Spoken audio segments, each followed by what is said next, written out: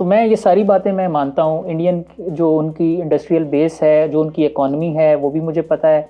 आप again Google कर लें, वर्ल्ड बैंक में चले जाएं, इंडस्ट्रियलाइज कंट्रीज़ में जाके देख लें, इंडिया जो है वो उनका जीडीपी और वगैरह वगैरह। लेकिन मैं फिर कह रहा हूँ कि मेरा जो सब्जेक्ट है वो है एयर पावर।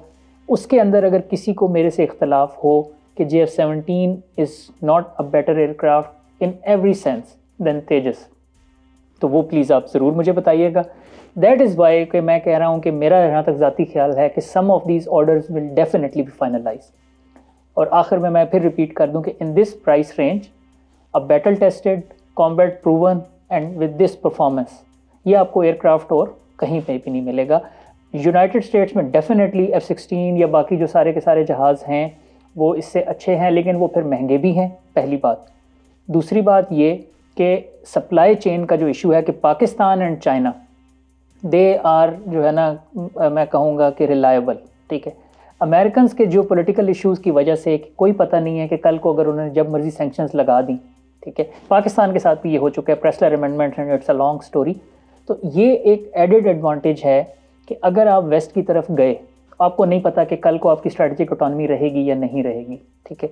पाकिस्तान और चाइना का ऐसा कोई इशू नहीं है कि हमने साथ कोई स्ट्रिंग्स अटैच करके देने हैं कि हमने, अगर आपने हमारी ये बात ना मानी तो हम कल को सैंक्शंस लगा देंगे, ठीक है। जैसे मैंने कहा, रिलायबल सप्लाई चेन। तो अब बांग्लादेश के जो चीफ आए थे, उसके ट्रेनिंग की बातें तो फॉर श्योर हैं, वो तो अभी उसमें स्टेटमेंट में भी आ गया।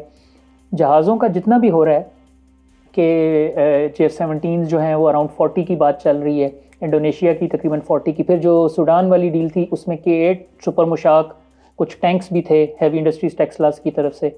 तो ये सारी की सारी खबरें जो हैं वो गर्दिश में हैं, और बड़ा ही जो है ना, मेरा ख्याल है कि फ्यूचर जो 2026 ये दिस ईयर अभी माशाल्लाह स्टार्ट हुआ है, तो it will be very interesting and इंशाल्लाह ताला this will be year of JF-17 block 3।